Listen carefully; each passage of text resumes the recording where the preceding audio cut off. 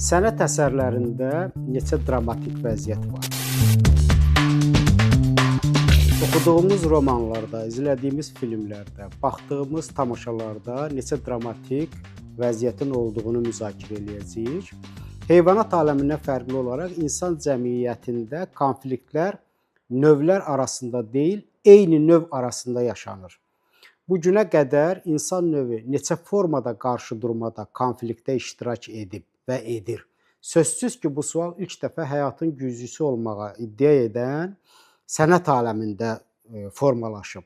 Və Carlo Cocci, Schiller, George Polti kimi sənət adamlarını mövcud dramatik vəziyyətləri saymağa məcbur edib. Ötə İtalyan dramaturqu Coccinin 36 dramatik vəziyyəti saydığını, Schillerin daha çoxunu axtardığını, amma tapmadığını deyirdi.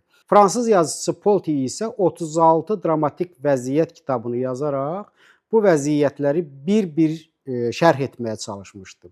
Sənət əsəri emosiyalarla düşündürən bir yaradıcılıq məhsuludur. Əgər onun emosional gücü yoxdursa, öz ətrafında Walter Benjamin'in aura dediyi cazibədarlığı yaratması da çətin olacaq. Dramatik vəziyyətlərin sənətdə keçdiyi yol Afina və Sparta arasında baş verən Penopolis müharibəsindən əvvəl qədim Yunanistanın Attika bölgəsində başlar. Bu dövrdə Attikada dramaturgiyanın iki əsas növü olan faciə və komediya janrında əsərlər yazılır. Daha sonra bu yol Renesans çağında Avropada orta əsrlərlə modern dünya arasında mədəni keçiddən keçir və Schopenhauerin, Darwinin, Marxın ideyaları ilə bağlı olan Ibsenə qədər uzanır. Təxminən 25 əsr davam edən bu zaman ərzində dramatik vəziyyətlərin sayı dəyişilməz olaraq qalıb.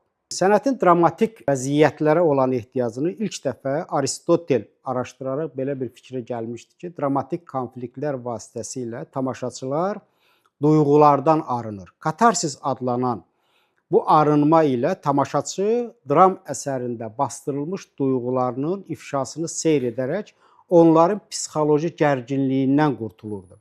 Aristotelə görə dramatik vəziyyətlərin seyri həm də tamaşaçıda empatiya hissi yaradırdı. Hamletə baxıb özünü Hamletin yerində təsəvvür edə bilməyən bir tamaşaçını təsvir etmək mümkündürmü? Hətta bu gündə tibb və təhsildə dramatik vəziyyətlərin bu cür müalicəvi, sosial təsir gücündən geniş istifadə olunur. Yəni, dramatik vəziyyət sənətin əlinə düşdükdə estetikləşir. Estetika isə xilas edir.